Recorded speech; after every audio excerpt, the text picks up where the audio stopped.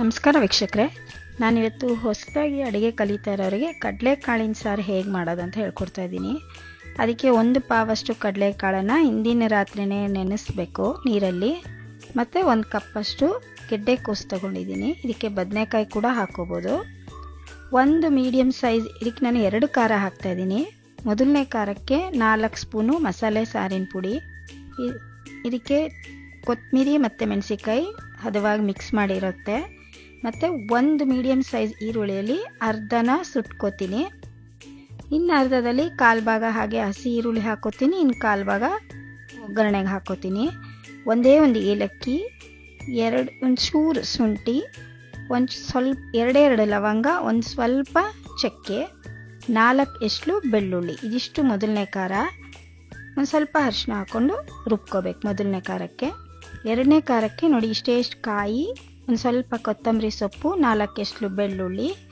ಇದಿಷ್ಟು ನುಣ್ಣಗಾದ್ಮೇಲೆ ಅರ್ಧ ಟೊಮೆಟೊ ಹಾಕಿ ರುಬ್ಕೋಬೇಕು. ಖಾರ ತುಂಬ ನುಣ್ಣಗಿರಬೇಕು, ಅವಾಗ ಚೆನ್ನಾಗಿರುತ್ತೆ ಸಾರು.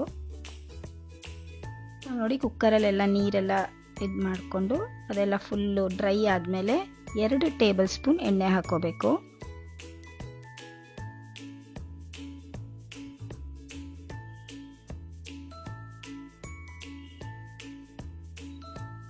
ಅದು ಎಣ್ಣೆ ಕಾಯೋಷ್ಟರಲ್ಲಿ ಇದು ನೋಡಿ, ಇದು ಮೇಲ್ಗಡೆ ಇದು ಸಿಪ್ಪೆ ಕಪ್ಪಗಾಗಿರುತ್ತಲ್ಲ ಅದನ್ನೆಲ್ಲ ತೆಗೆದು ಮಿಕ್ಸಿಗೆ ಹಾಕೊಳ್ಳೋಣ. ನೋಡಿ 4 ಸ್ಪೂನ್ ಹಾಕೋತಾ ಇದ್ದೀನಿ ಮಸಾಲೆ ಸಾರಿನ ಪುಡಿ. ಇದು ನಾವು ಹದವಾಗಿ 2 ಭಾಗ ಕೊತ್ತಂಬರಿ ಪುಡಿಗೆ 4 ಭಾಗ ಕೊತ್ತಂಬರಿ ಪುಡಿಗೆ 2 ಭಾಗ ಮೆಣಸಿನ್ಕಾಯಿನ ಪುಡಿನ ಮಿಕ್ಸ್ ಮಾಡಿರೋ ಅಂಥದ್ದು. ನೋಡಿ ಇದು ಈರುಳ್ಳಿ, ಏಲಕ್ಕಿ, ಶುಂಠಿ, ಚಕ್ಕೆ, ಲವಂಗ ಎಲ್ಲ ಸ್ವಲ್ಪ ಸ್ವಲ್ಪನೇ ಹಾಕ್ಕೋಬೇಕು, ಜಾಸ್ತಿ ಹಾಕ್ಕೊಂಡ್ರೆ ಚೆನ್ನಾಗಿರಲ್ಲ. ಅದಕ್ಕೆ ಇದು ಅಳತೆ, ಬೇಸಿಕ್ ಅಳತೆ ಇದು, ಹೀಗೆ ಮಾಡ್ಕೊಳ್ಳಿ. ನೋಡಿ ಎಣ್ಣೆ ಕಾದ್ಮೇಲೆ ಈರುಳ್ಳಿ ಒಗ್ಗರಣೆಗೆ ಹಾಕ್ಕೊಳ್ಳೋಣ.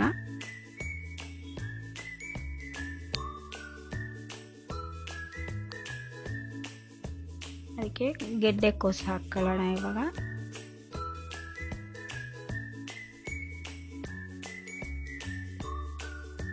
ಕಡಲೆಕಾಳು ನೆನೆಸಿ ಇಟ್ಕೊಂಡಿರೋಂಥ ಕಡಲೆಕಾಳು, ಹಿಂದಿನ ದಿನವೇ ನೆನೆಸಿರಬೇಕು, ಆವಾಗ ಚೆನ್ನಾಗಿರುತ್ತೆ ಕಡಲೆಕಾಳು.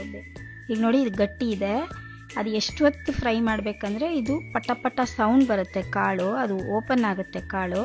ಮತ್ತು ಹಿಂಗೆ ಪ್ರೆಸ್ ಮಾಡಿದ್ರೆ ಪ್ರೆಸ್ ಆಗುತ್ತೆ. ಇವಾಗ ಗಟ್ಟಿ ಇರೋದ್ರಿಂದ ಅದು ಪ್ರೆಸ್ ಆಗಲ್ಲ. ಅಲ್ಲಿವರೆಗೂ ಎಣ್ಣೆಲಿ ಹುರ್ಕೋಬೇಕು, ಮೀಡಿಯಮ್ ಫ್ಲೇಮಲ್ಲಿ ಹುರ್ಕೋಬೇಕು. ಅಷ್ಟರಲ್ಲಿ ಖಾರ ರುಬ್ಕೊಳ್ಳೋಣ. ನೋಡಿ ಇದು ಪ್ರೆಸ್ ಮಾಡಿದ್ರೆ ಓಪನ್ ಆಗುತ್ತೆ, ಕಾಳುಗಳು ಸೌಂಡ್ ಬರ್ತಾ ಇರುತ್ತೆ, ಟಪ ಟಪ ಅಂತ ಸೌಂಡ್ ಬರ್ತಾ ಇರುತ್ತೆ, ಅದು ಓಪನ್ ಆಗೋ ಸೌಂಡು. ಆ ಟೈಮಲ್ಲಿ ಮೊದಲನೇ ಖಾರ ಹಾಕಿ 2 ವಿಷಲ್ ಕೂಗಿಸ್ಕೊಳ್ಳೋಣ. ಖಾರಕ್ಕೆ ನೀರು ಜಾಸ್ತಿ ಹಾಕೋದು ಬೇಡ.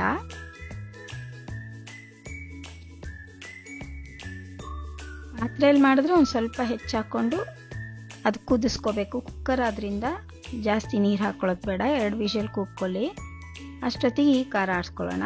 ಇದೆಲ್ಲ ನುಣ್ಣಗಾದ್ಮೇಲೆ ಟೊಮೊಟೊ ಹಾಕಿ ರುಬ್ಕೋಬೇಕು, ಎಲ್ಲ ಒಟ್ಟಿಗೆ ಹಾಕೋಬಾರ್ದು. ನೋಡಿ ಈಗ ಕಾಳೆಲ್ಲ ಚೆನ್ನಾಗಿ ಬೆಂದಿರುತ್ತೆ, ಖಾರ ಎಲ್ಲ ಚೆನ್ನಾಗಿ ಬೆಂದಿದೆ. ಇವಾಗ ಈ ರುಬ್ಕೊಂಡಿರೋ ಕಾಯಿನೂ ಹಾಕೊಳ್ಳೋಣ.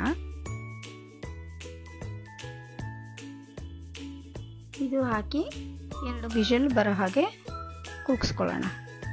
ಇದು ಅಷ್ಟೇ, ನೀರು ಜಾಸ್ತಿ ಹಾಕೋಬೇಡಿ, ಕುಕ್ಕರಲ್ಲಿ ನೀರು ಜಾಸ್ತಿ ಹಿಡಿಯೋದಿಲ್ಲ. ಪಾತ್ರೆಯಲ್ಲಿ ಮಾತ್ರ ಅದು ಇವಾಪ್ರೇಟ್ ಆಗುತ್ತಲ್ಲ, ಆವಾಗ ನೀರು ಜಾಸ್ತಿ ಬೇಕಾಗುತ್ತೆ. ಕುಕ್ಕರಲ್ಲಿ ನೀರು ಜಾಸ್ತಿ ಬೇಕಾಗಲ್ಲ.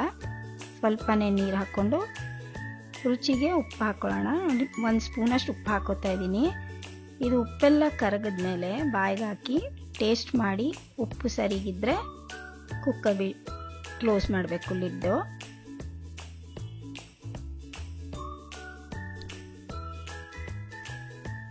ಇದು ಅಷ್ಟೇ, 2 ವಿಷಲ್ ಬರಲಿ.